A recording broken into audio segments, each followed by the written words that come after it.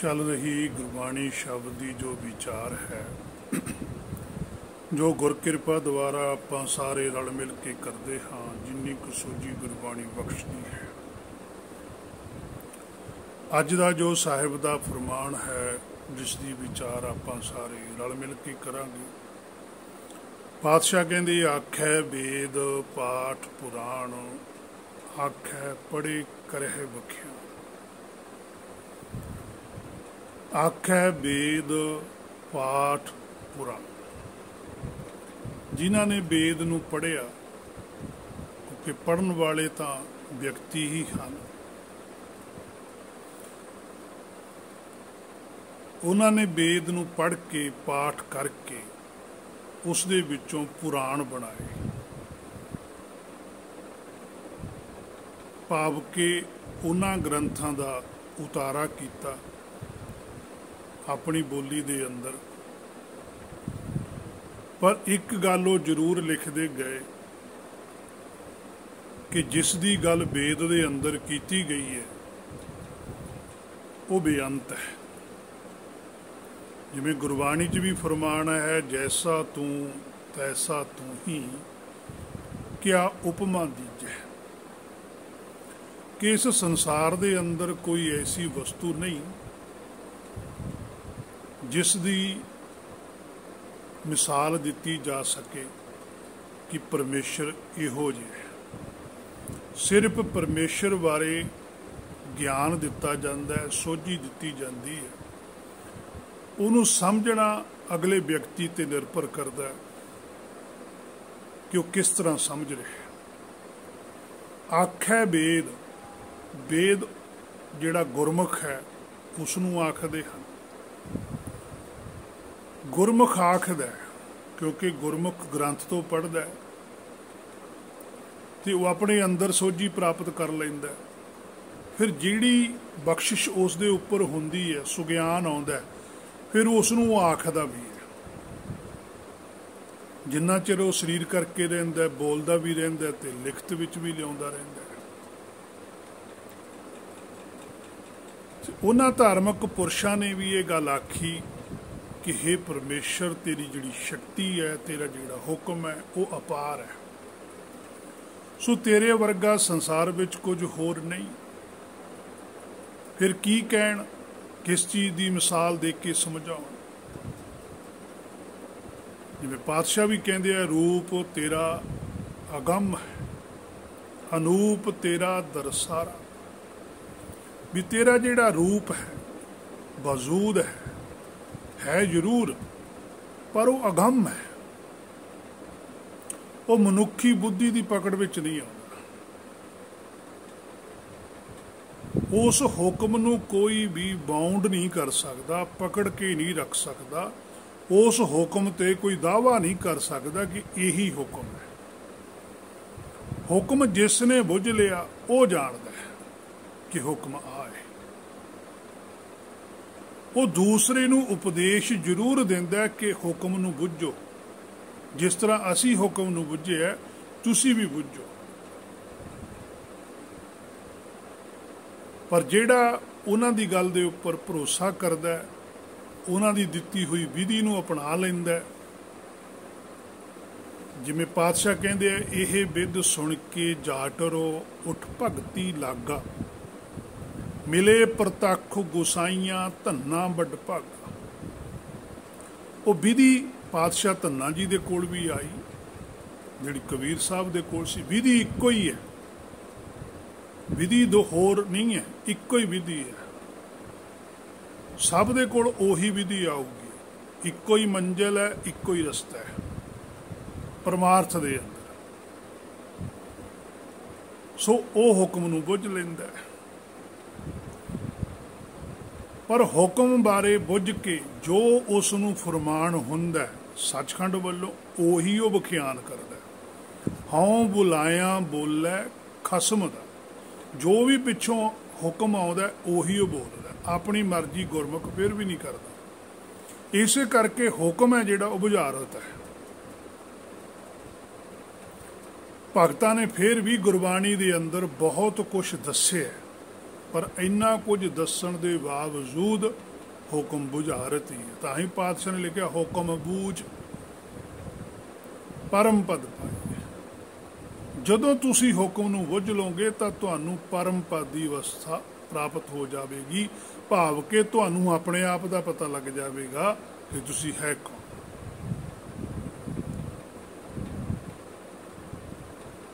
ਆਖੈ ਵੇਦ ਪਾਠ ਪੁਰਾਣ, ਆਖੈ ਪੜ੍ਹੇ ਕਰਹਿ ਵਖਿਆ।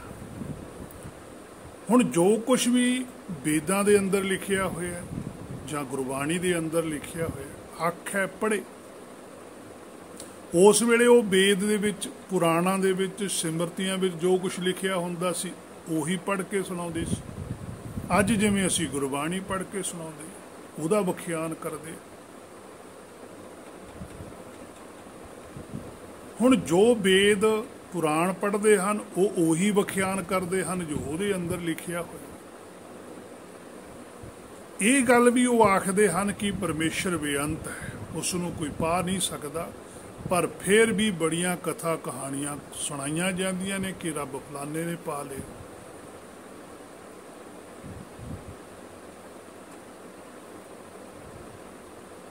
ਕਿਉਂਕਿ ਫਿਰ ਵੀ ਕੁਛ ਨਾ ਕੁਛ ਆਪਣੀ ਮੱਤ ਵਰਤੀ ਜਾਂਦੀ ਹੈ।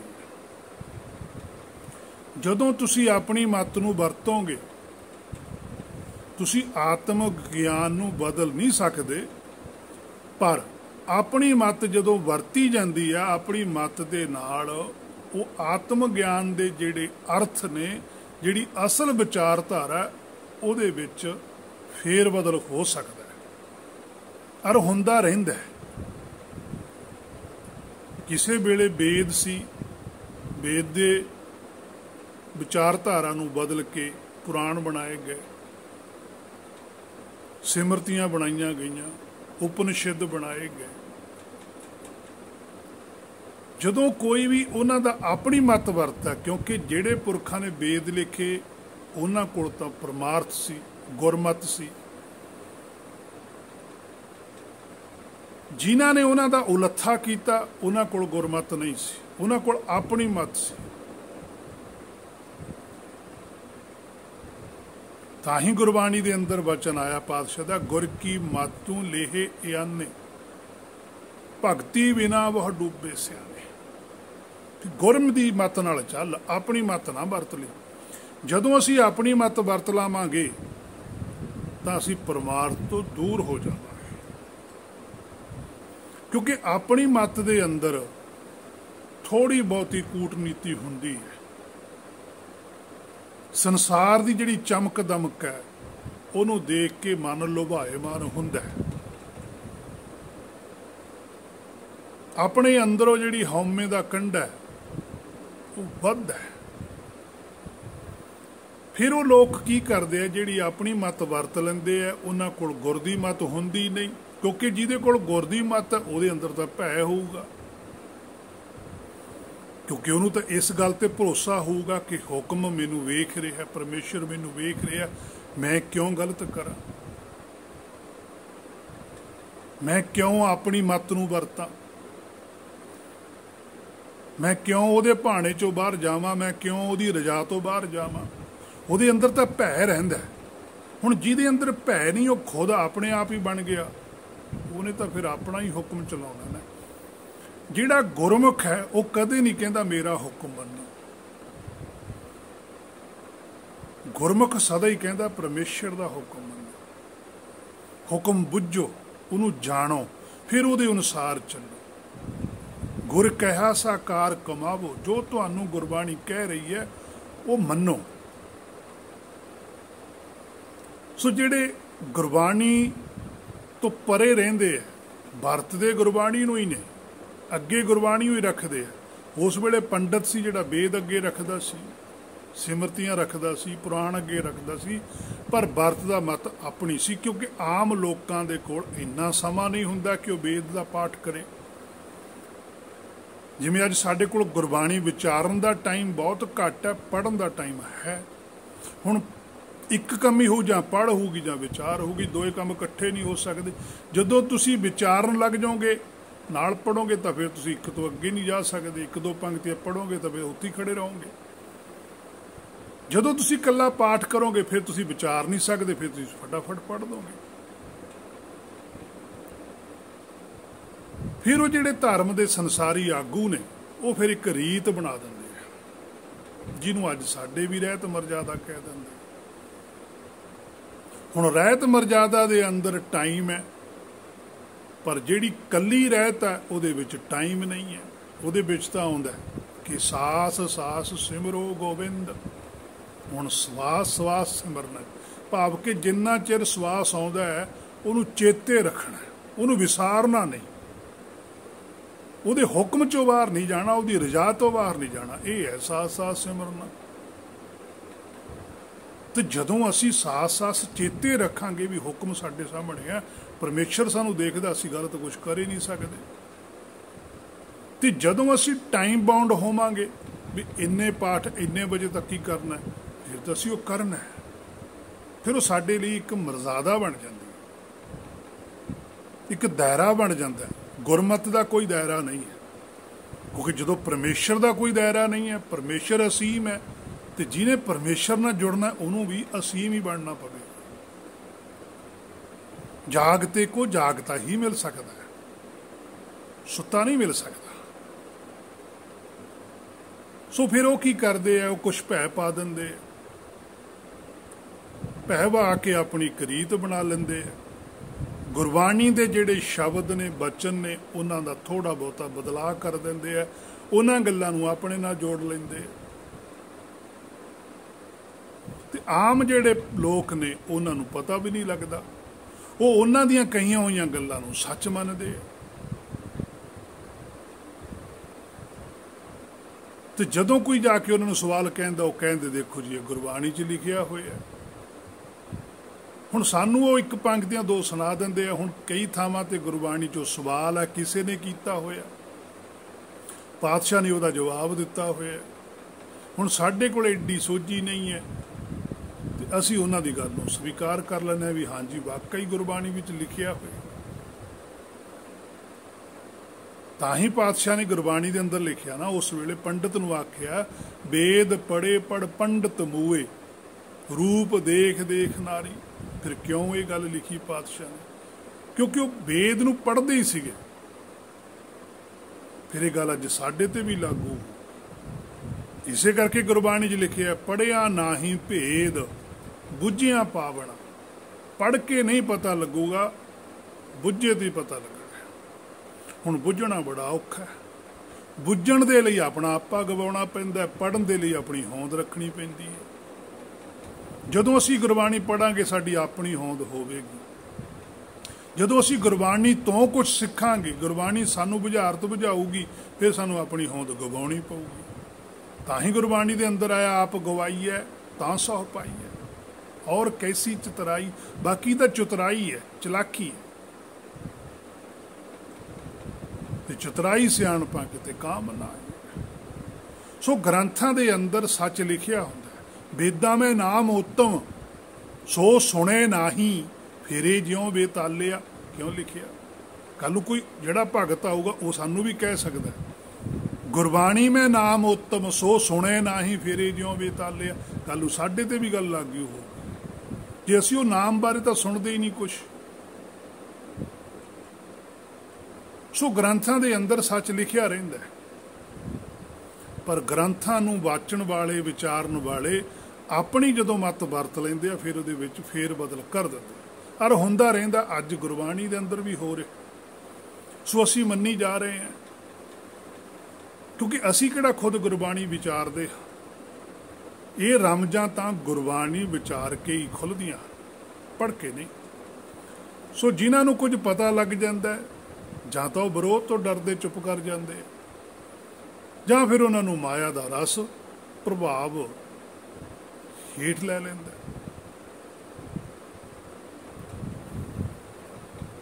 ਗੱਲ ਫਿਰ ਕਰਦੇ ਰਹਿੰਦੇ ਹਨ, ਪਰ ਨਿਰੋਲ ਸੱਚ ਦੀ ਨਹੀਂ। ਫਰਕ ਪੈਂਦਾ। ਜਿਵੇਂ ਕੋਈ ਕਿਲੋ ਚੀਨੀ ਲੈ ਲਓ ਤੇ ਉਹ ਖਾ ਲਓ, ਉਸ ਤੋਂ ਬਾਅਦ ਇੱਕ ਕਿਣਕਾ ਤੁਸੀਂ ਨਮਕ ਦਾ ਖਾ ਲਓ ਤੇ ਸਾਰਾ ਸਵਾਦ ਹੀ ਵਿਗੜ ਜਾਂਦਾ। ਬਸ ਇਸੇ ਤਰ੍ਹਾਂ ਹੀ ਹੈ सच विच झूठ रलाउण नाल वो सच नहीं रह जाता। तां ही गुरमुखां ने कदे भी सच विच झूठ नहीं रलाया ते ना ही किसी नूं रलाउण दिता। पर हुण तां झूठ ही इन्ना धर्म दे अंदर कि उही सच लगी जा रहा। असी भी कह दिंदे हैं भी पहलां तो सुणदे आउंदे हैं इन्ना कुछ कि वो फिर झूठ ही सी।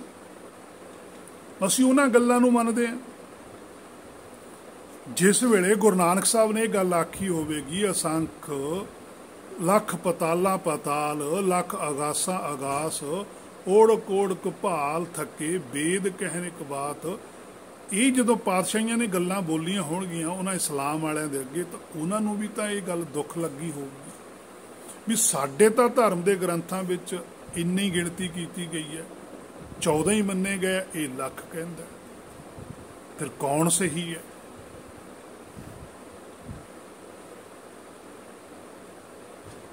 सच है जिहड़ा वो हमेशा सच ही रहिंदा है। भावें जिन्ना मर्जी असी सच नूं दबाउण दी कोशिश कर लीए पर एक दिन सच अगे आ ही जाता है। कूड़ नखुटै नानका ओढ़क सच रही, वो सच रहिंदा ही रहिंदा है। सो गुरमुखां ने कदे भी सच विच झूठ नहीं रलाया ते ना ही वो किसी नूं रलाउण दिंदे सी। पर हुण साडी सिख मत दे अंदर ही ऐसा झूठ दा पसारा फैल गया कि सानू उही सच लगी जा रहा। ईरखा क्रोध रख के असी प्रचार करते। वैसे तो प्रचार नहीं करना चाहिए, विचार करन दी आग्या गुरबाणी दे अंदर था, पर साडे प्रचार प्रचलित हो गया।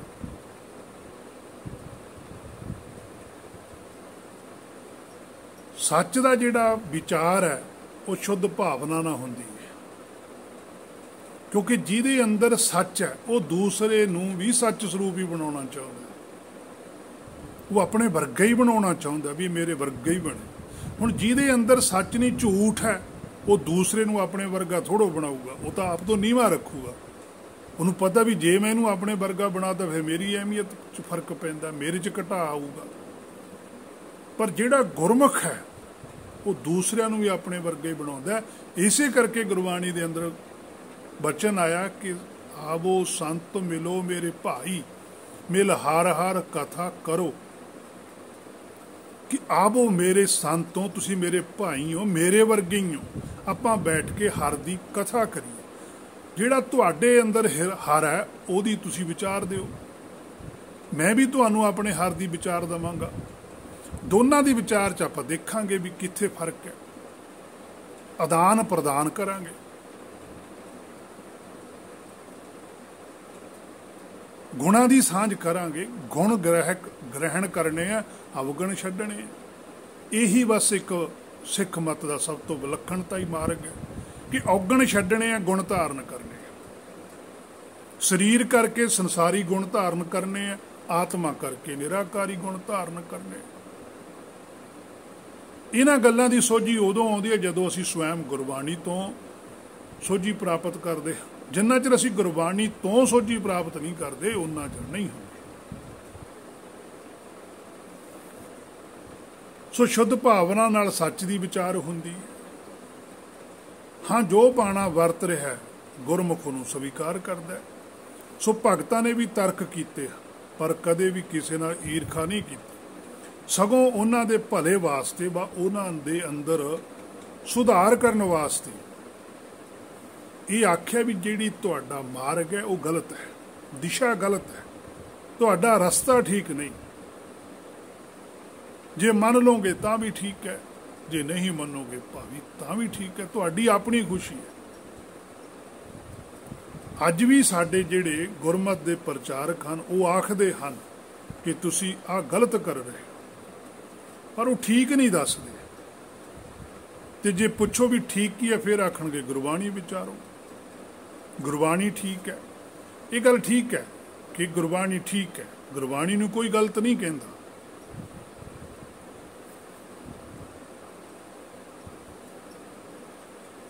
गुरबाणी दे उपर कोई किंतु परंतु नहीं करता, पर जदों कोई गुरबाणी दी गल गलत तरीके नाल पेश करदा है, उदों वो ते किंतु परंतु हुंदा है, और उसनूं फिर उसका जवाब देना भी बनता है। फिर असीं डरा दिंदे जी, इतिहास नूं सुनो, इतिहास पढ़ो, फिर असीं गल बदल दिंदे। फिर कई इतिहास दे विच भी किंतु परंतु कर दिंदे, फिर वो अगला कहता भी असली इतिहास दसो की है। फिर वो कहते जी गुरबाणी नाल इतिहास नूं परखो। हुण जे असीं वो इन्ना परखण जाणदे हुंदे फिर तो असीं गलत रस्ते ते ही ना पैंदे, जद कि उन्हां दा फर्ज सी, जिहड़े धार्मिक आगू सी संसारी, कि पहलां वो आप पूर्ण सोझी लैंदे फिर दूसरिਆਂ ਨੂੰ सोझी दिंदे। जद कि गुरबाणी जो फरमान है, प्रथमे मन प्रबोध है अपना, पाछे अवरी रिझावा है। पर आप तो कुछ बुझे ही ना, प्रचार शुरू करता। वो फिर जिन्होंने सुन लिया उन्होंने हुण मन च बैठ की गल निकलदी नहीं। जदों उन्होंने किते विचार भी करिए भी गुरबाणी च तो गल्लां नहीं लिखियां, वो कहते नहीं जी गुरबाणी च तो भावें नहीं लिखियां पर ये हुंदियां ने, इस तरह वरतदी है, साडे नाल भी वरतदियां ने। वो इहो जिहियां गल्लां सुणा दिंदे, बंदा उत्थे चुप कर जांदा।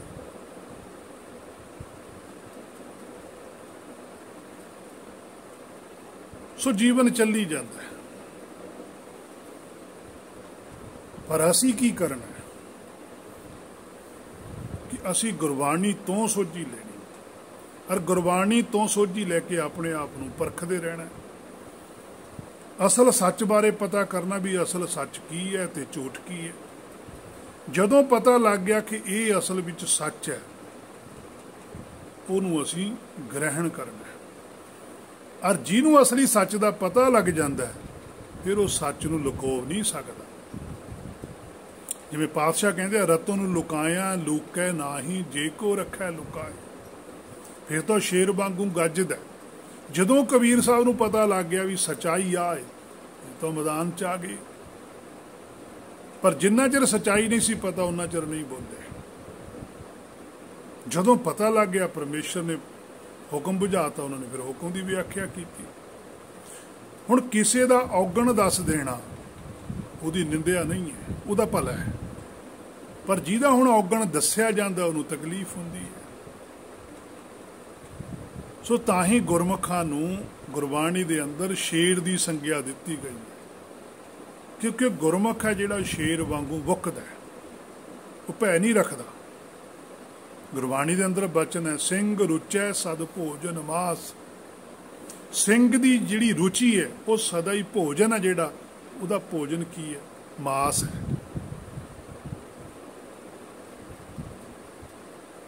हुण गुरमुख की रुचि भी मास है, गुरमुख भी मास खांदा है। हुण मास की हुंदा है, ये भी गल है ना कि किते दूजा ही मास ना बाहर लिओ।